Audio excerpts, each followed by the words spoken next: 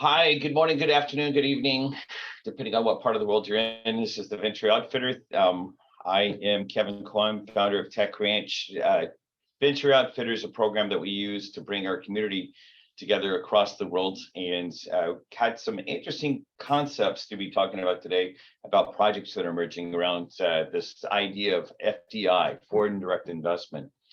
But before we get into all the details about that, we were just having like a little bit of a behind the scenes conversation about things that are happening, and it's great to have so many people in the audience today, both here, and then I know that we have a number of people that are also live on LinkedIn. I'll be paying attention to the LinkedIn stream as well. So if you have comments and you're not in the actual audience here, feel free to go ahead and post things out there as well. But welcome to the Adventure Outfitter. I want to make sure I say this every week, and I really appreciate what Linda and Jessica are doing. Thank you to DualWorks for being the sponsor of our studio. This studio is actually at DualWorks.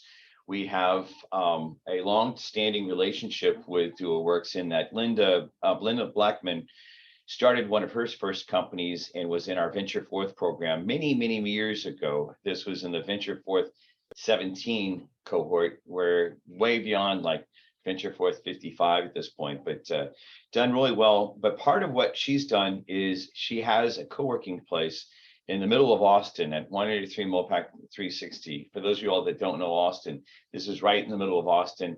If you're looking for co-working, or you need like something alternative that a lot of the other co-working places don't do, they are really great about really catering to entrepreneurs and can get special because of the long-term relationship between the parties. You can get special rates and that tech ranchers actually get access to.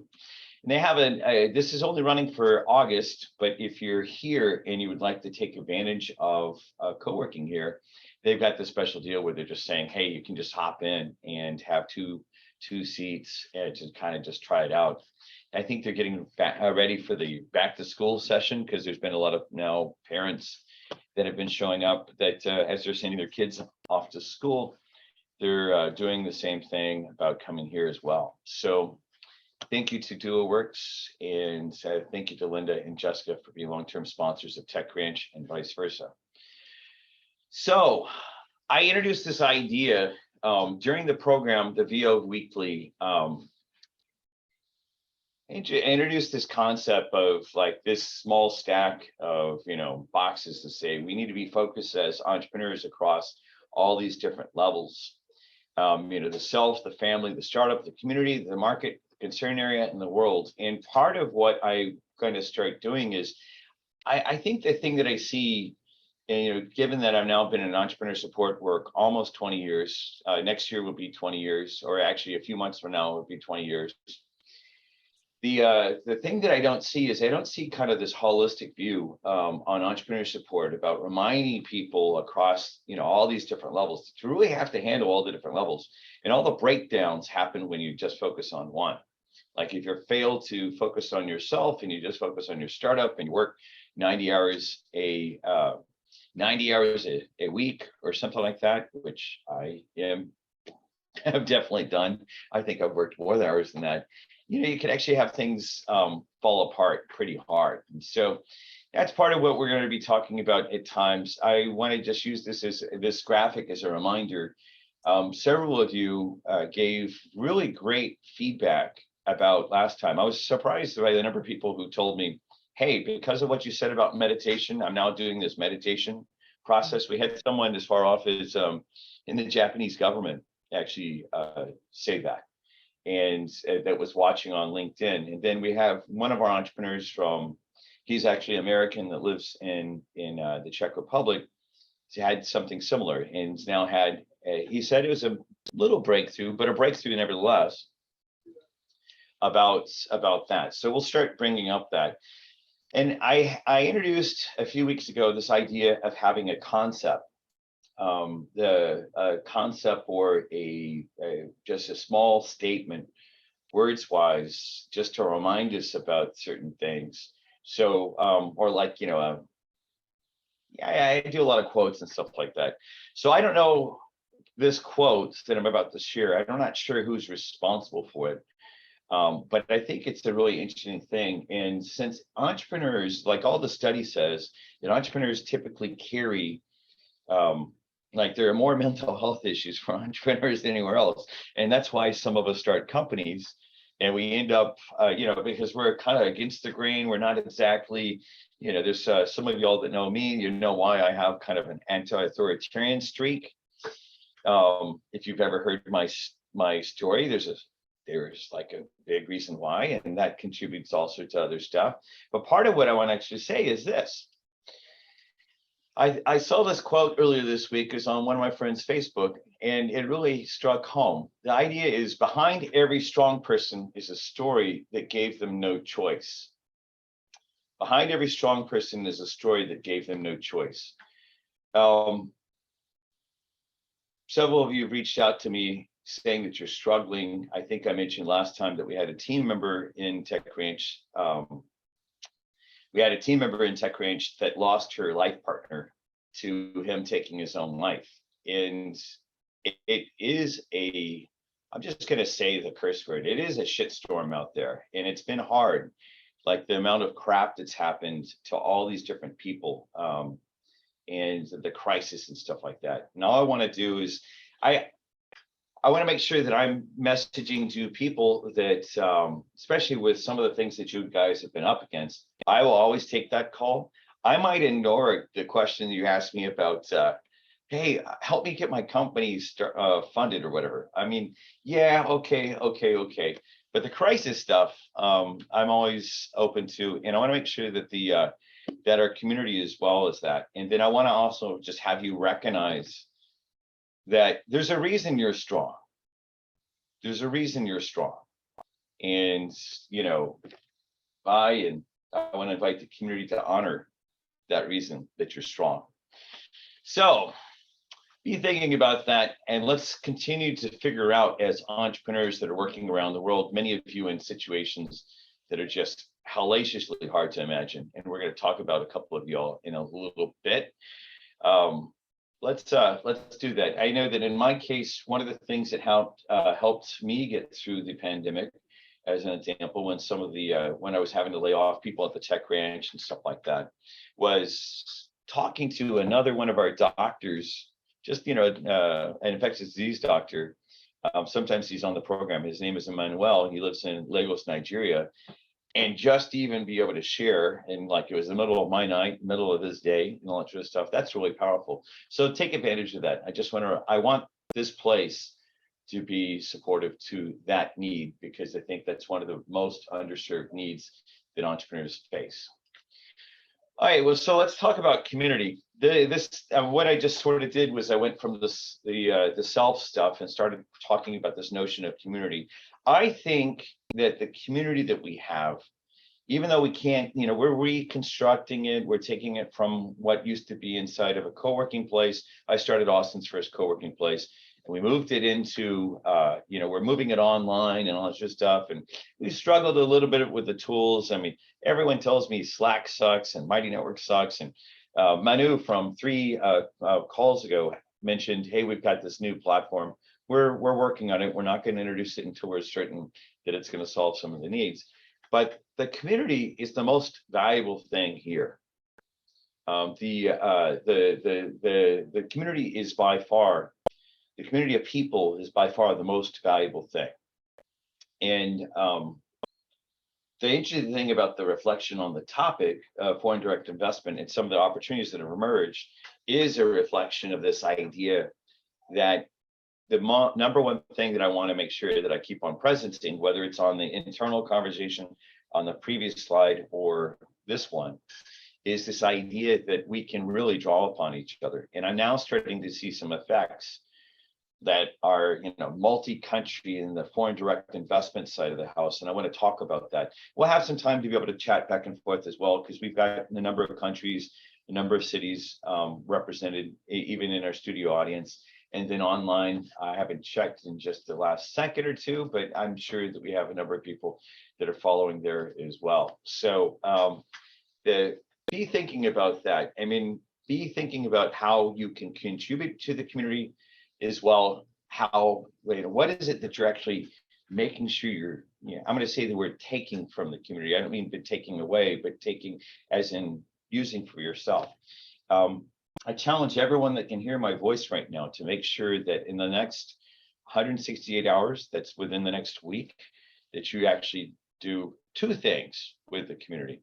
If you've ever been to one of our campfire programs, one of the things I always say is create value for someone else and create value for yourself through the community. And so we're going to really push in the next 6 months to take some of those concepts that have worked really well with the campfire and things like that in Austin and bring them online and do some experiments of stuff that I just haven't seen happen before or haven't yet. I mean, it happened in our campfire programs when we're meeting, face to face. For those of y'all that don't know what a campfire is, it's a program that I designed years ago that we've had more than 10,000 people in the Austin area alone go through. About, when you run a program every 2 weeks for 10 years, and you have around 100 people per program, you get to some interesting numbers.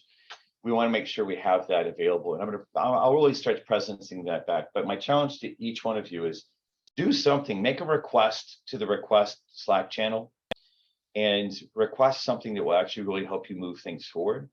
And then as well, make sure that you contribute to what's there. Yeah, and thank you, Inez, for posting that into the chat. You might, if we get a chance, it'd be great to have that cross-posted into the LinkedIn as well. I appreciate that. Jello or Inez, if that's possible, please do. Next tool is, I absolutely went full high school boy yesterday with Voxer. Now, many of you know that I've been experimenting with Voxer. There's an interesting dynamic that's happening. So I'm dyslexic. 30% of American entrepreneurs are dyslexic, by the way. And I've been up against this issue of productivity because I type fast. Like, I would challenge almost everybody that, I really paid attention in typing class in high school. And so I do a lot of typing, but I've not been able to get back to all the different people that I want to get back to. And as well, sometimes there's introductions that, there's a couple of people on the EdTech channel that I was like, okay, I want to put these two people together. And, I can wait on working through Jello, my assistants, or something else. Well, Voxer is an interesting tool. Those of y'all that are WhatsApp fans know that you can do voice notes in WhatsApp. What's happening around TechCrunch is we're starting to use Voxer as well for doing text and voice notes. And why are we differentiating between, what some might ask, why do you want another tool? The idea is, let's have WhatsApp be, something that's like, it's much more urgent. This is a text that you actually need to get to kind of soon. Whereas Voxer is, okay, this is important, but you can treat it like it's bulk mail. If you don't get to it for a few hours, that's fine. Whereas, as an example, in the care around my family that I take, I use WhatsApp a lot. So I pay attention to WhatsApp. It might interrupt my day. Whereas Voxer, I'm having more conversations with. There's a URL that kind of explains this, and I forgot to put it on the slide. But if you go to kevincoyne.com/Vox, VOX, there's a little bit more of an explanation about how my coach, the coach that I work with, uses Voxer. And I've now worked with him for 2 months, but I've not had even one phone call that's synchronous at the same time with them. But we probably talked or had at least 100 exchanges in 2 months back and forth. The concept that I want you to hear is that we're going to really start, the experiments run well. The first experiments with some of the coaching clients that I'm interacting with, the second level, and we're starting to expand that out. We just introduced this to our Japanese entrepreneurs. And because of the time difference, it's really letting us exploit the opportunity across the world about having these conversations that are timely, but they're asynchronous, so we're not having to build meetings. So if you haven't downloaded it yet, please do. If you I can't promise that I'll get back to everybody, but yesterday, like I said, I went the full high school boy. Do you remember back, actually, for those of you all that remember having a phone that has a wire that attaches you to a wall? Back in high school, I used to stand there on the phone, and then I'd hang up and I'd call my next friend, had to remember people's phone numbers and stuff like that. But what I found out is it was one of the most productive days over the last 6 weeks that I've had, because we've had conversations back and forth in Japan, conversations back and forth in multiple places in Europe, also here in Texas, and all across the Americas. So thinking about that, yeah, I know people are giving me a hard time. David's saying typing class was a giveaway. Yeah, some of us actually did that, but I did it because I was a software developer, and it's important to be able to type really fast. So, all right, well, today's topic, really, the theme was using the TechCrunch network to drive FDI. FDI stands for Foreign Direct Investment. This concept of FDI is typically something that governmental and ecosystem partners really focus on. You know, it's a lot of times what they're judged by. The first FDI event that I was in, that I formally participated in, the Invest in Bavaria, the part of the state of Bavaria, which is part of Germany.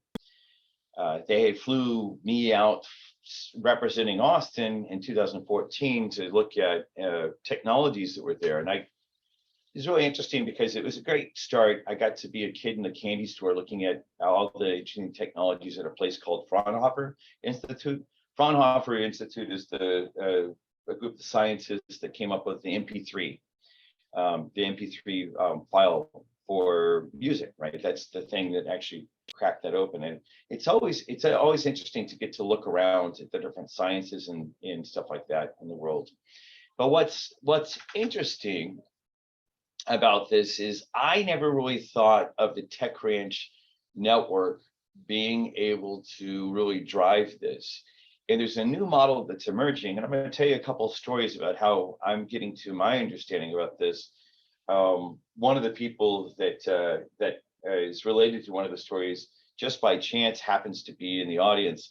I won't put him on the spot, but if he feels like piping in on when it comes up, then he'll know, and don't feel like you have to be on the spot about part of the story. But the idea is now looking at how do we look at our network and start saying, how can we take on the world? The goal of the TechCrunch network, right? The reason we're here is to audaciously solve all the world's problems, with the idea that if you have access to all of these different solution sets, all the world's problems have already been solved. It's just a matter of connecting the entrepreneur with a solution to the market with a problem. And we're starting to see that. So I will tell you a story or two. Well, so I got a call a while back, and I'm not going to tell you the details of who the call was about, but I got a call that says, hey, we have a person that has gotten sick in Rwanda, and we need to figure out how to take care of that person. And I just happened to get a call from that person, from another person that knows that person, to say, how do we do this? So you're going to ask the question, what's this got to do with FDI? The thing that I want to present is the idea of the power of the network. Within 2 hours, based on some relationships that we have with doctors in Nigeria, which is a few countries away, within 2 hours, we actually had a solution that was available to taking care of this important person that had gotten sick in a really rough situation several countries away. Now, it's interesting for the person's health and stuff like that, that was even possible. I've never been to Rwanda. I didn't know that I knew anyone in Rwanda. You know, there's 52 or 53, depending on how you count, countries in Africa. I've been to 2 of them. I've been to Nigeria and I've been to Egypt. But the thing around this notion of the power of the network, it's actually, there's a seminal paper that informs the way I think about this. It's called the power of loose ties.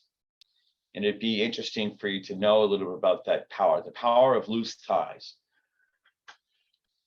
Make a long story short, what happened out of this and what helped me reflect on how I should be thinking about the network was, I was like, wait, it didn't take that much time to actually make a connection that could possibly save someone's life in another continent. And when you start thinking that way, it's really interesting. Now, the same thing happened. Many of y'all know the story about the entrepreneurs from South Australia that we introduced to Ethiopia for taking on a disease called leishmaniasis. There was no connection between that. In fact, the technologies in South Australia weren't even being considered for applying into this disease need in leishmaniasis. I tell you what, Jello, if you get a chance, pop the URL techranch.com/leishmaniasis into both the chat as well as onto the LinkedIn stream. I'm really proud of that as well, right? Someone that the gentleman who runs the Pandemic Tech Accelerator, who's based here in Austin. We were, by the way, working with the Pandemic Tech Accelerator before it's cool to do pandemics, all the way back to 2017. He came to me and said, hey, hey, Kevin, how would you solve the following two problems? And the answer wasn't here in Austin. It wasn't in Texas. It wasn't in the United States.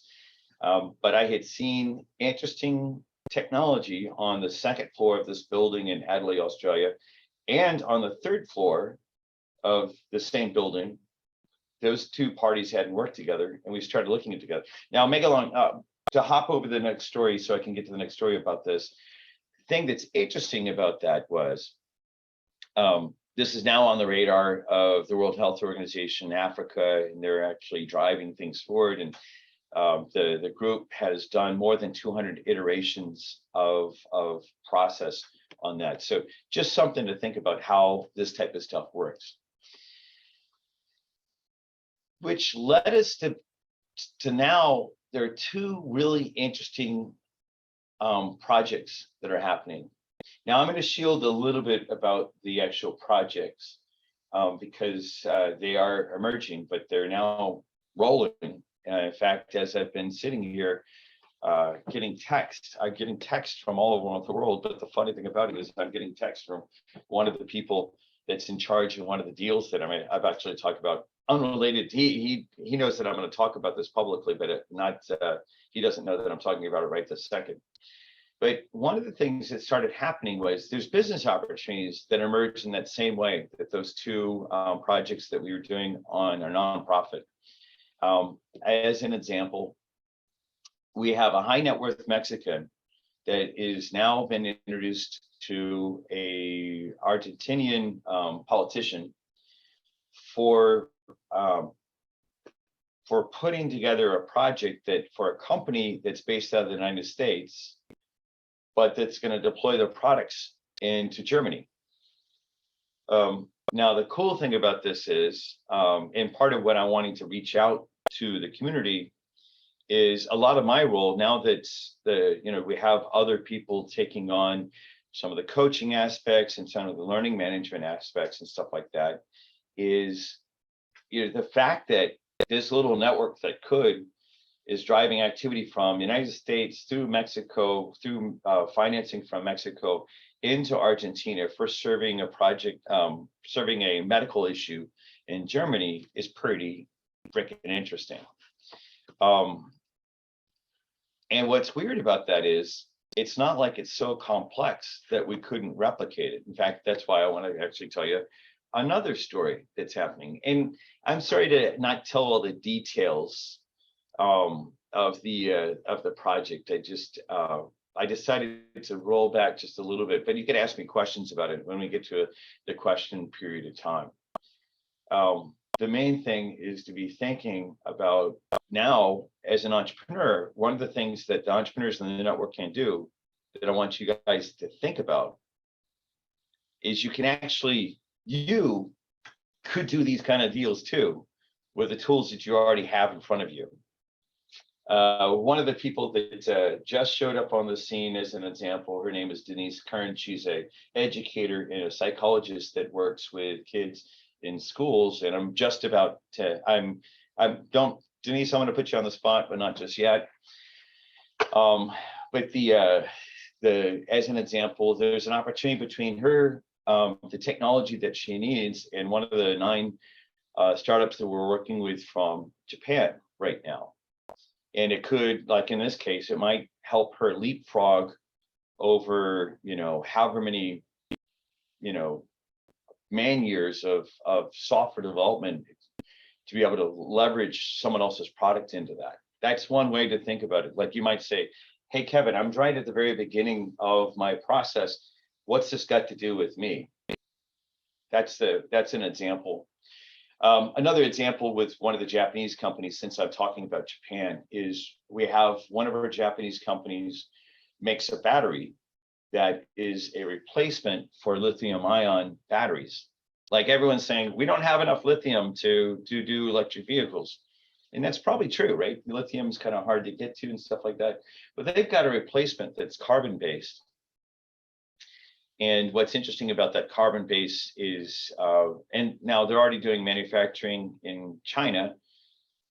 Our team in Mexico, actually from the state of Chihuahua, is opening up an opportunity for that company to do the work to manufacture in Chihuahua so that we can take advantage of carbon-based batteries that don't blow up and burn up like lithium ion does at times, to take on all these different issues. And so all the crisis that you hear in the political space about we shouldn't be doing EVs. There's a whole group of people that are saying, let's not do electric vehicles because of the lithium ion. That lithium ion issue is about to drop away because of these guys in Japan. Now, what's really wild about it is the Japanese company is able to talk directly to the American OEMs, and we're helping do that, but you guys could do the same thing. You should be thinking that way. At the same time as like taking access into the Mexico. By the way, part of the thing that I want to make sure I do is I am going to ask you guys to ask questions in a little bit. I'm going to give you like 2 different primers. Sometimes I really do, like on the people that are actually here, I really do love when you guys start posting questions in the chat. I want you to feel very comfortable so we can stay engaged about this.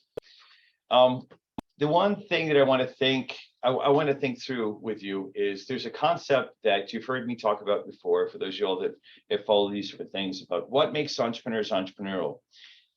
The key question, that's a research topic that we can go into. Like I could spend, it's one of the things that I really studied, a lot of the characteristics around these concepts. Causal thinking is the type of thinking that's, and most of us end up having to be in causal thinking most time of the day. Causal thinking is, I have the following objective and the following inputs, and I'm going to march towards my objectives to make things happen. It's very much, it's like on the left side of the slide, you see, we're driving towards a goal, and we recognize that goal, right? That's causal thinking. Most of us, especially those of us that have an engineering background, like as an example, myself, I graduated with honors from engineering school at UT, right? You're taught as an engineer, don't think, just make this happen. To really take advantage of some of the networks opportunities that are already available to you, and even for those of you all that are not, you're not paying for one of our Tech Ranch programs, you might say, yeah, I'm not paying, so maybe I can take advantage of this yet, or something like that. That's not true. That's not true, because the free level of the community, you can actually take advantage of doing these type of things immediately. The main thing about it is to really be effective at it. And when I say the word effective and effectual,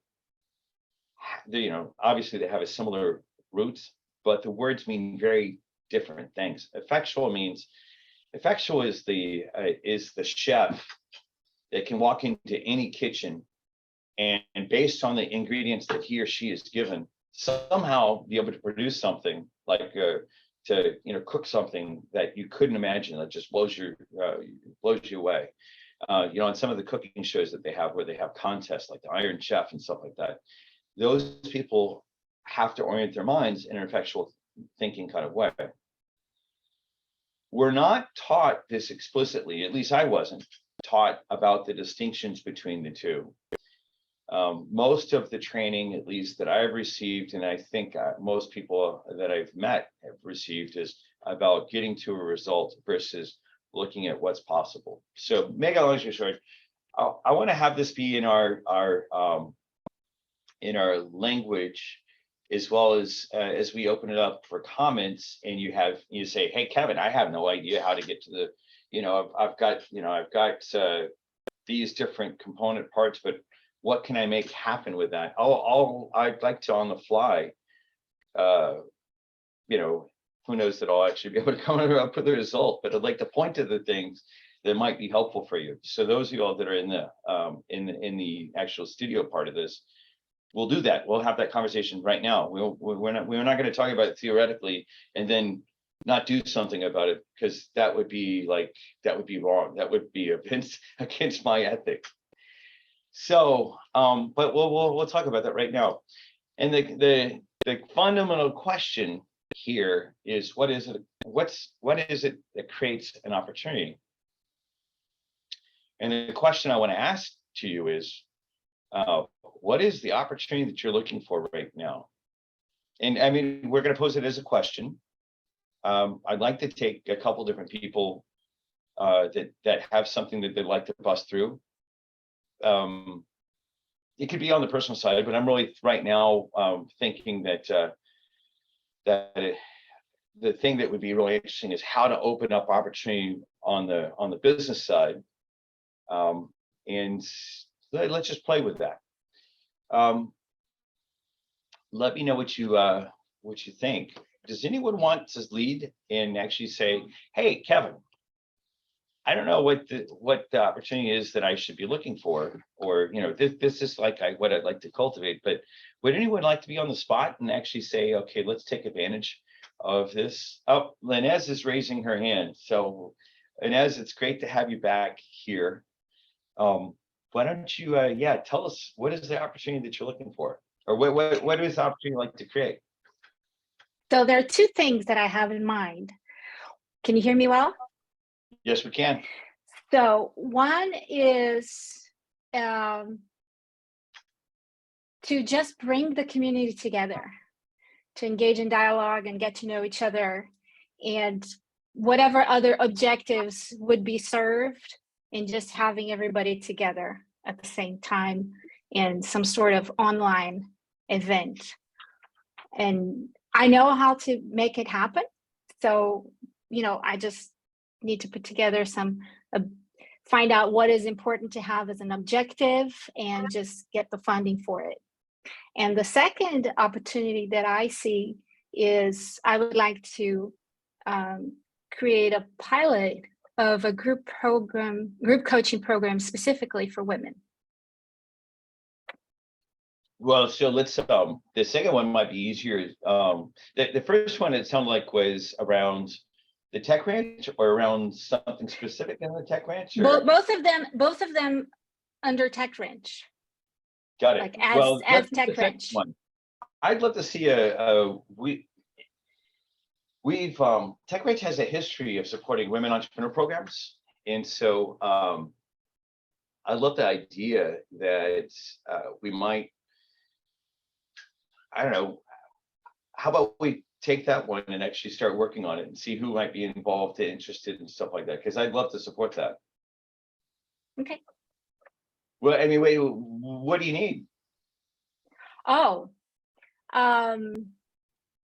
yeah, no, this is not a theoretical exercise. I realized that I failed to give an example on the example I mentioned, the high net worth Mexican that's now working with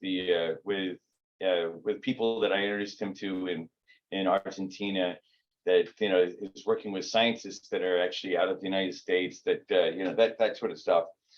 But one of the things that's interesting about it is money also started showing up as well around this. The main thing that I had to flip in my own brain was just to start making requests. Oh, we need the following thing, externalizing them.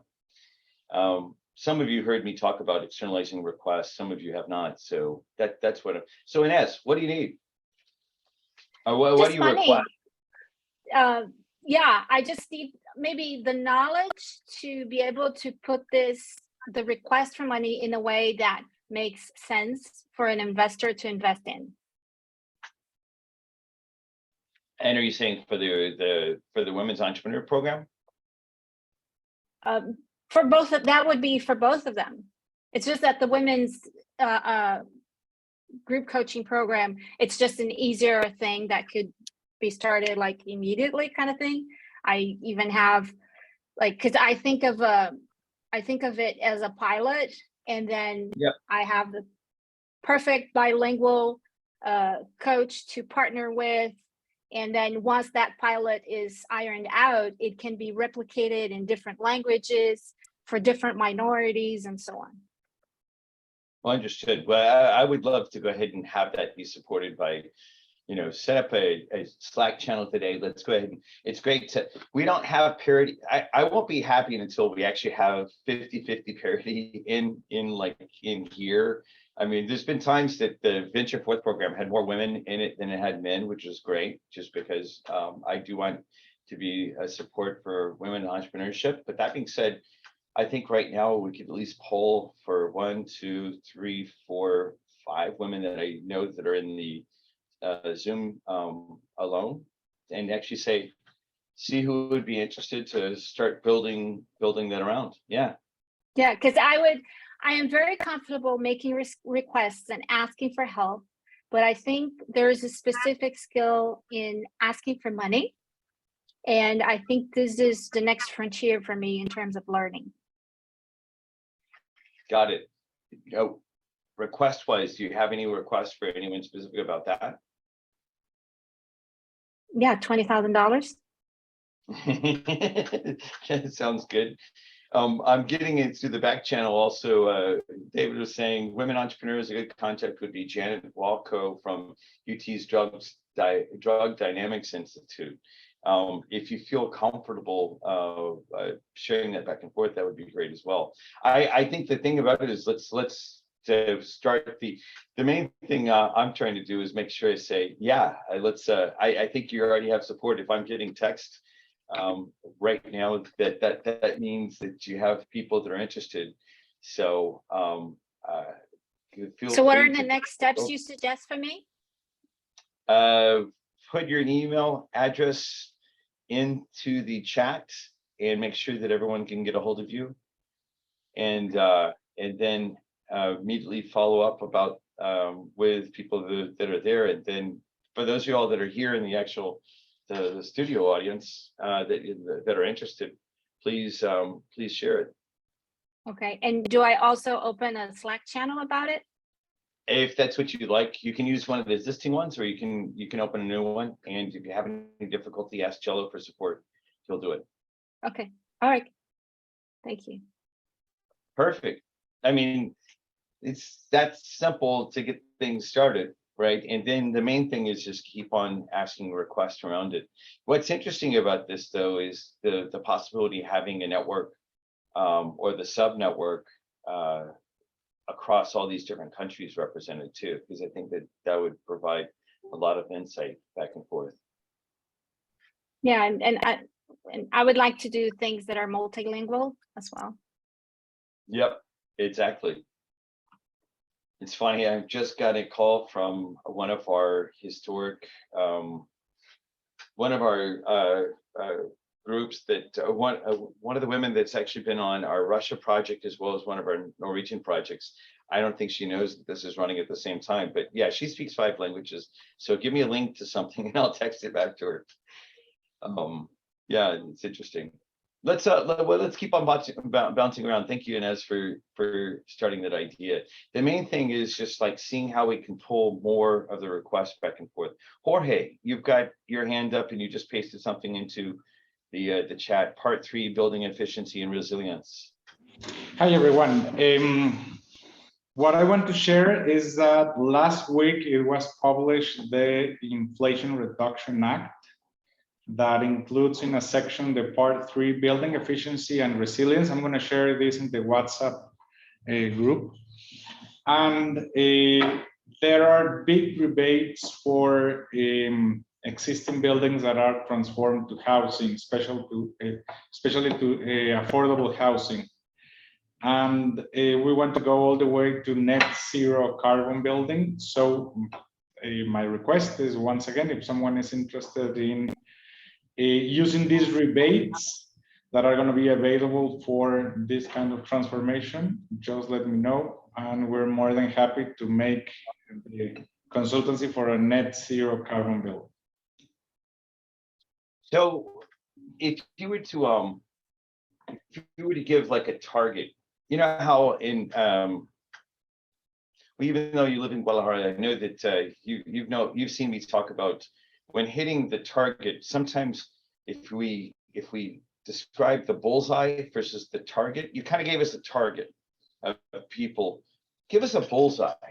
Like probably there's only maybe 2 of the people I see that might actually own buildings that are in the studio audience. Now there's certainly one of the investors that's been watching on LinkedIn, you know, buys buildings all over the place, all over the United States and Portugal right now.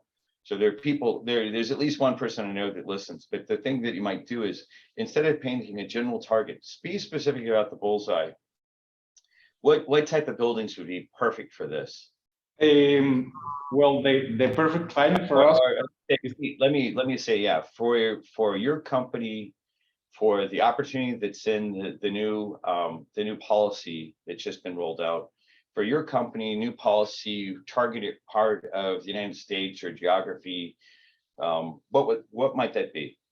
Okay, our ideal client is going to be a REIT, real estate investment trust, that is located in a part of the states that is available for natural ventilation. That is all the mountain region, more or less, but includes a little bit more. And that the REIT is having multifamily for rent. That's the ideal client for us. So anyway, it's going to be a big opportunity in other areas, but in that part, we can make with no upfront cost the building basically net zero carbon by transforming from a 30 years old, 20 years old office building into affordable housing. That's beautiful. So the thing, I mean, does everyone get how that more specific target ended up making it much more interesting, where it's more actionable? I mean, if someone feels comfortable actually sharing feedback back and forth about what just happened, I think that's a good recognition for the community to actually see, because then we immediately, like I know of 2 people that run REITs, you know, these real estate trust organizations, and it's really simple. Oh wait, I can actually do this change. Like as an example, this building, most of the companies in this building have actually decentralized, and so it's empty, except for those of us that still like going to offices and stuff like that, because everyone's working from home these days. Jorge, what actually does anyone actually the transformation that just happened when Jorge went from this to something much more targeted? Would anyone say something about that? About what you just saw just happened? Do you know what I mean? Melvin, am I speaking in English? Tell me if you Kevin, do you see what I'm just? What happened was I was sitting here going, okay, whatever. And then whenever Jorge went to the bullseye, then it just went pow, pow, pow, pow, like fireworks on who we could connect him with and what things we could do to help this come to be. Yeah, like immediately you start thinking in Austin, the housing crisis, but there's just all this insane amount of office space that no one wants to go back to the office. And so it's like, it's really interesting what might happen. Now, we don't necessarily have, I don't know if Austin has the right climate profile because I think Jorge's example earlier, said closer to the mountains, which makes sense. But the thing that I actually want you to see in the spirit of preparing for what is an opportunity at that higher level question. Now, that being said, Jorge, make sure that you actually put your contact information so that there's probably one or two different people that can actually give you feedback, or not feedback, but hey, here's someone to introduce you to into there. Okay, so his email address is there. Yeah, Paulina was just saying, I've been seeing a lot of office spaces for lease on 360. Yeah, I think a lot of the people are not wanting to move back. They don't want to go back to offices. They want to drop their costs and stuff like that. All right, so that's Jorge's number and his email address in the chat. The main thing to be thinking about, again, is recognizing that there's lots of capital that's looking for opportunities like that. That it's sitting on the sidelines right now saying, hey, looking for opportunities. But if you narrow that down really quickly, you can leverage the community really quickly in the same way that the two examples, actually the 4 examples I gave earlier, are all examples of that same type of thinking. Anyone else want to play? Inez just posted into the chat, please reach out to me if you're interested in collaborating with any of these projects. Pilot group of coaching for women entrepreneurs started in English, later on to second phase to be rolled out into other languages. Third phase to be rolled out to other minorities. Second, a hybrid online and face-to-face event to gather the Tech Ranch community. Any support assistance is welcome. In particular, one request is $25K, $25,000 to get the group coaching off the ground, and her contact information. Perfect. Good to see. Yeah, and post that out into the request channel as well, into the Slack. Okay, well, I'm just wondering if anyone else is open for being on the spot. Dr. David, are you possibly, since you're playing in this space, any interest in can I put you on the spot and actually have you talk about, like, I know you can't speak about specifics. Any interest in sharing some of the things you're playing around with? Sure. I think one of the things that's kind of complicated right now is I wear several different hats, and I've got connections with high net worth investors, family offices, institutional investors, and then I've got a whole host of scientists from which I can pull for certain projects. So what I'm entertaining right now are three separate sectors. One is life science. So I'm a biochemist, genetic engineer. I used to work as an embryologist. My technical background ranges from computers to actually working with glass, because I had to make little enucleation pipettes for animal cloning, to optics, to all sorts of stuff. So really, one of the conversations that I had yesterday or the day before was, in how do we develop these connections between entities? Well, one of the things that I think about, especially with the Tech Ranch Network, is on one side, what are the needs? So like you could have other countries, you could have even like the Air Force or so-and-so, whoever says, look, we need this thing done. Is what we're doing is we're actually forming a network of people, just like Kevin said, with leishmaniasis or this health thing, the doctor issue in Africa. It's, what are the needs? What's the problem? And through this network of all of these people who evidently we all kind of think alike, how can we solve this problem and put the solution to the problem in front of these investors so that we can actually create something? Because right now, one of the issues that I've discovered is that with typical kind of venture investing, people are tired of the detritus and destruction that kind of mindset leaves behind. So what people are actually looking for is, there's a ton of money out there. I mean, a lot, but they want the money to go to something real.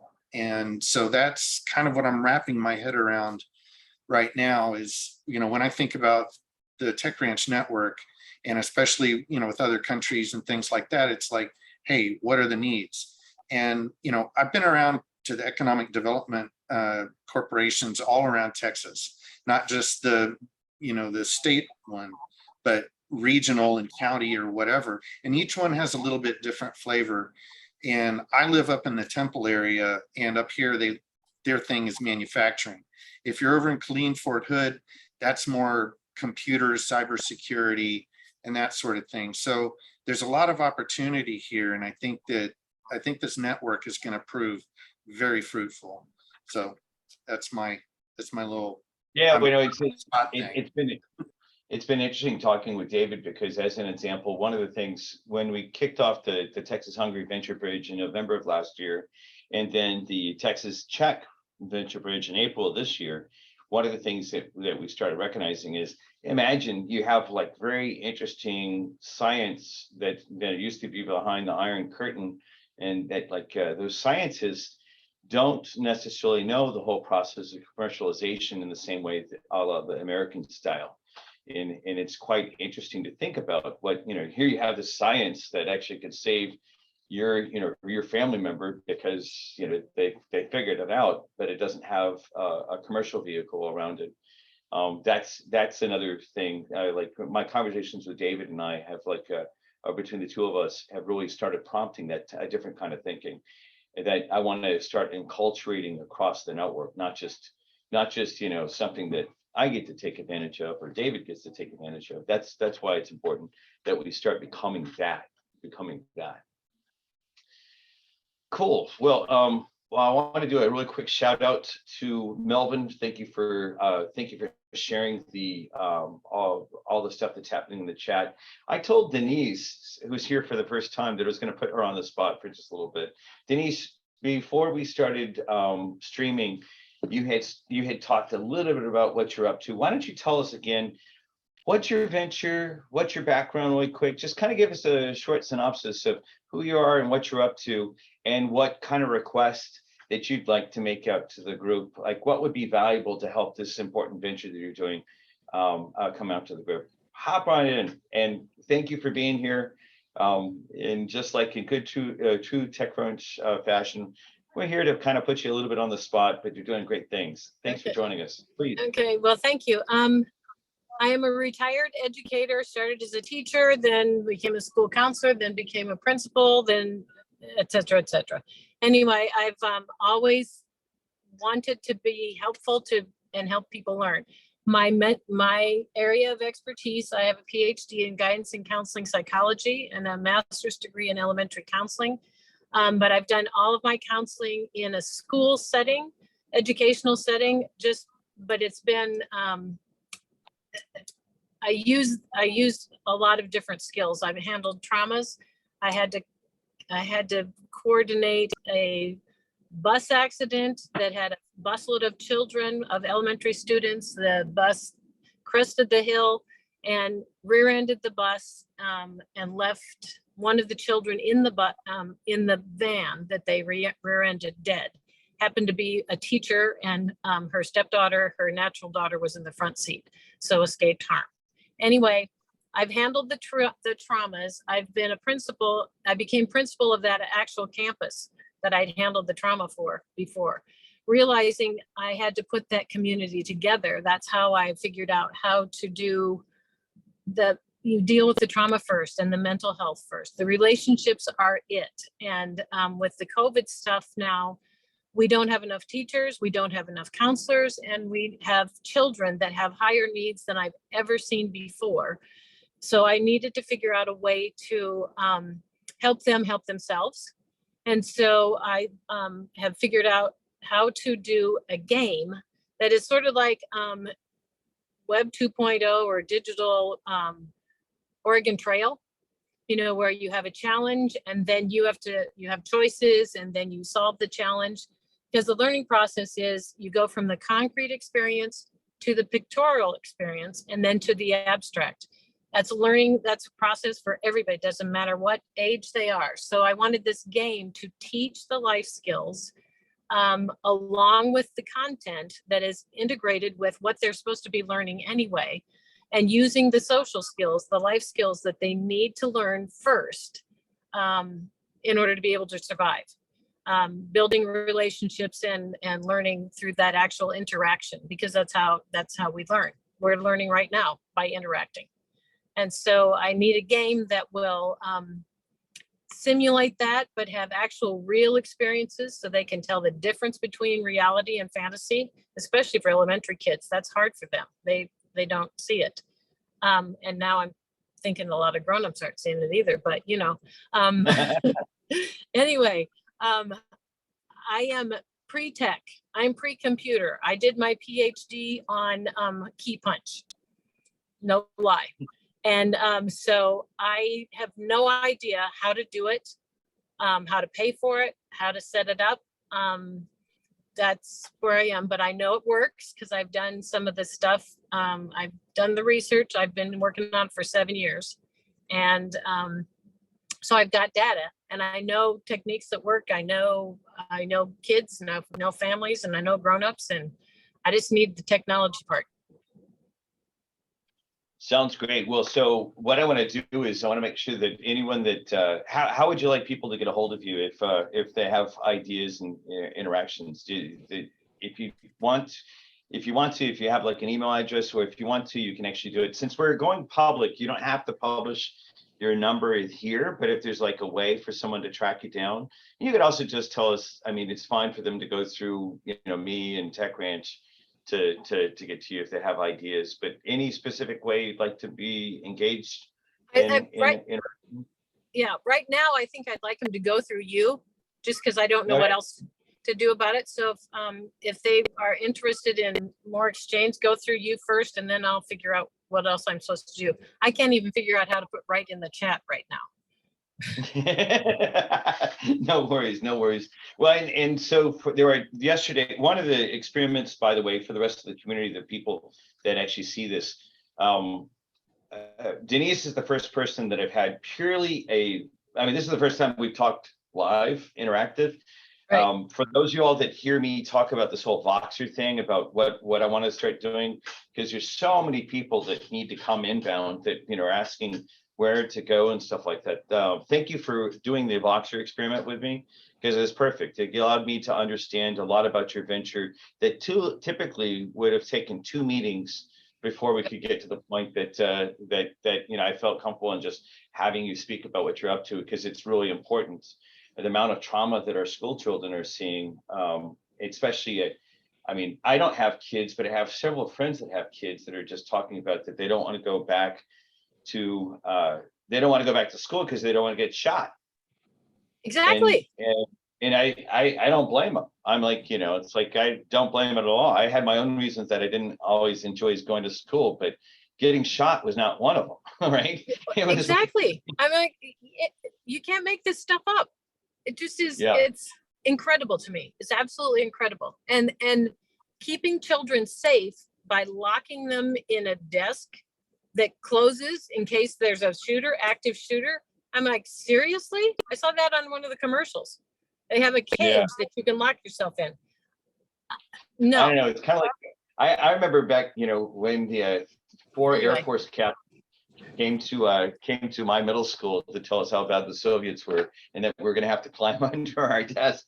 But, okay, back to that. In all seriousness, though, part of what we'll do is we're going to introduce you to this one platform that's based out of Japan. That's called Lolio. And Jello, you'll help me get that set up. We'll do it. I'd like to do it through email as well as through Voxer. If you could get that set up, that'd be great. Denise, we'll do that. We're going to introduce you. You're getting introduced right now, by the way, into the EdTech Slack channel, as well as into the mental health Slack channel. Okay. And so there are interactions on both cases that I think would be interesting for you to be involved in. Okay. And so Jello will make sure that happens as well. And then other people that we need to go ahead and have, we definitely need to have more focus on some of these specific channels of activity around, like as an example, mental health. We have, the last time that I checked, the number of volunteers that we have in the mental health special interest group as part of the Texas Global Health Security Initiative is 36. like 36 people to tap into there, and they're not even involved in the Tech Ranch mental health Mhm. channel. So we'll start really bringing that together. Yeah. And there's a number of other things that are happening in the chat. Thank you, Denise, for letting me put you on the spot. That's perfect. Melvin will be Melvin Hall is our acting executive director of our nonprofit. If he hasn't already reached out to you, he will. And Melvin, if you have any problems getting a hold of her, go through Jello. And then Jello, make sure that Denise is on the Venture Outfitter WhatsApp channel as well. All right, well, it's after our time, and I know we always start kind of a little bit late, and then we go a little bit late, but this is fun to start exploring. I mean, there's like almost like a type of play that's happening among us, entrepreneurs here, on recognizing this opportunity for just connecting. And through connecting, it's like what you just heard from David. It's like there's capital that's waiting in the wings to support this sort of stuff. It just needs to get some structure around it. The community can be the structure that actually helps fill in the blanks really, really, really quickly. The biggest barrier that I'm seeing to this foreign direct investment opportunity in the assembly of things around this is recognizing how to think. So let me just make sure I present that idea again about we really want to start investing as a community in effectual thinking versus causal thinking. We'll put a link to my blog where I wrote a blog article about this a while back about the research that points to the research paper that really influenced my thinking about that, because I want to start having us, if you find yourself blocked at all, especially anyone that's in the studio audience, if you find yourself blocked at all, let's start developing that set of practices to quickly go through it very quickly, whether it's like a personal block, emotional crisis, to the startup is blocked from the right type of resources it needs. It's all available.